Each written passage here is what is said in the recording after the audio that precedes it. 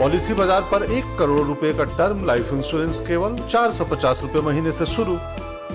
वाह। और अब चलते हैं रविश रंजन शुक्ला, जो कि हमारे सहयोगी हैं, हल्द्वानी से हमारे साथ जुड़ रहे हैं। रविश रंजन शुक्ला, जानबूझकर बार बार हम पूरी कोशिश करते हैं कि हम राजनेताओं से या जिनसे भी बात कर रहे हैं वो राजनीति से इस मुद्दे को दूर रखें, क्योंकि वो सबसे सरल काम है। तुरंत कांग्रेस बीजेपी, तुरंत हिंदू मुसलमान, तुरंत शाहीन बाग और हल्द्वानी, ये सब करके क्या है कि कोई नतीजा नहीं निकलेगा। बहस हो जाएगी, नतीजा नहीं निकलेगा। आपको नहीं लगता है ये मसला, ये मानवीय पहलू एक है इसका, और मानवीय पहलू ये है कि ये अतिक्रमण कई दशकों से था और अब अगर हटाने का आदेश आया है तो एक सिंपल सा कैलकुलेशन है। आप अगर इस सर्दी की सर्द रात में, जहां पर आप भी एकदम ठिठुर रहे हैं, धुआं निकल रहा है मुंह से, ऐसे में जब लोग उनके घर टूट जाएंगे तो ये 50,000 लोग कहां जाएंगे? जी बिल्कुल संकेत, हमारे यहाँ एक कहावत है कि हौसला और घरौंदा जिस किसी का भी टूटता है वो शख्स के ऊपर में दुख का पहाड़ टूट पड़ता है। तो यहाँ तो हौसला भी टूट रहा है और घरौंदा भी टूटने का डर है।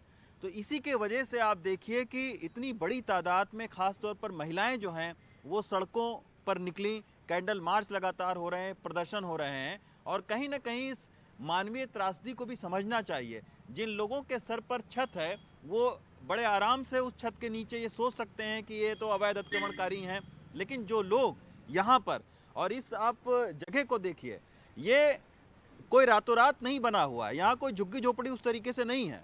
यहाँ पर सारे पक्के मकान हैं, और ऐसे पक्के मकान हैं जो कि 40-40, 50-50, 60-60 साल से यहाँ पर पक्के मकान हैं। तो सवाल ये उठता है कि जब ये बना, जब ये बन रहा था, तो उस वक्त आखिर क्यों नहीं थी? अब ये अभी मैं सुन रहा था आपके शो में, वो पिटिशनर जो हैं वो कह रहे हैं कि अवैध जो खनन करने वाले लोग हैं वो यहाँ पर रहते हैं। अब आप देखिए इन सारे लोगों के चेहरे। अवैध खनन जब होता था तब होता था, अभी हमने पता किया बाकायदा लीगलाइज है और पट्टे उसके दिए जाते थे। और अगर अवैध खनन यहाँ पर हो रहा था तो फॉरेस्ट डिपार्टमेंट क्या कर रहा था?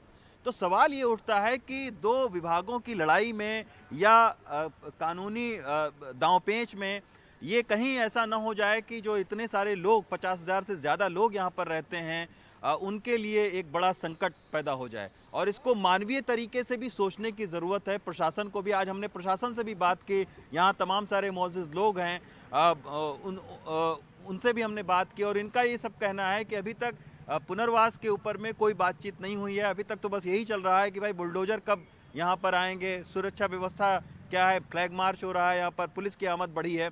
लेकिन जो एक मुख्य सवाल है एक इंसान के लिए कि आखिर उसके सर पर छत रहेगी, रोजी रोटी का क्या होगा, उसका अभी तक जवाब जो है वो प्रशासन ने खोजने की कोशिश नहीं की है। हम थोड़ा सा अगर आप मौका दें तो हम कुछ लोगों से भी बात करने की कोशिश करें कि आखिर ये जो अवैध खनन की बात हो रही है, ये आप बताइए शोएब भाई कि यहाँ अवैध खनन करने वाले, जैसे प्ली दिया गया कि अवैध खनन करने वाले यहाँ लोग रहते हैं जिन्होंने अतिक्रमण कर रखा है, तो क्या अभी भी इस तरीके अगर लोग हैं तो आप लोगों को खुद ट्रेस आउट करना चाहिए इनको? देखिए, बात करें अगर अवैध खनन की, मानते हैं लोग अवैध खनन करते हैं, हर 10 तरीके के नंबर 2 लोग काम करते हैं, कोई यही नहीं करते हैं, पूरे हिंदुस्तान में करते हैं। अगर अवैध खनन करने वाले कुछ लोग, चंद लोग अगर यहाँ रहते हैं तो उसमें फॉरेस्ट की कहीं ना कहीं अनदेखी है और फॉरेस्ट की मिली भगत होगी, उसमें बिना फॉरेस्ट के मिले अवैध खनन हो ही नहीं सकता। और अगर चंद लोग, 2-4 लोग, 10 लोग, 50 लोग भी, मैं कहता हूँ, अगर अवैध खनन करते थे तो उसके मतलब ये तो नहीं कि 50,000 आदमियों को उसका खमियाजा भुगतना पड़ेगा। अवैध खनन करते तो प्रशासन का काम तो उनको रोकना चाहिए था। बिल्कुल, ये कानूनी मामला है कि उनके ऊपर में शिकंजा कसा जाए, जो लोग इस तरीके से ब्लैक शिप हैं उनको खोजा जाए, उनको अंदर किया जाए, ना कि इतनी बड़ी तादाद में जो लोगों को है उसको बेघर कर दिया जाए। खनन एक मुद्दा था। बिल्कुल, बहुत बहुत धन्यवाद। बहुत सारे लोग हैं, तमाम बात आपसे करना चाहते हैं रवीश, और भी आप रिपोर्ट जरूर दीजिएगा, लोगों की बात भी हम सुनते रहेंगे। सीधी सी बात है, कांग्रेस और बीजेपी से, हिंदू और मुस्लिम से, और शाहीन बाग और हल्द्वानी की जो डिबेट चल रही है ना, उनसे थोड़ा सा ऊपर उठ के इंसानियत के नाते सिर्फ अपने आप से एक सवाल पूछिए कि रातों रात जब इतने सारे लोगों की छत छीनने की बात हो रही है तो पुनर्वास की योजना कहां?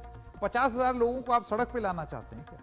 अतिक्रमण हुआ होगा, ठीक है, कोर्ट का आदेश, उसके असम्मान, लेकिन लोग कहां जाएंगे? और सरकारें पुनर्वास करती आई, तो अब क्यों नहीं, इस मामले में क्यों नहीं? बस इतना सा सवाल।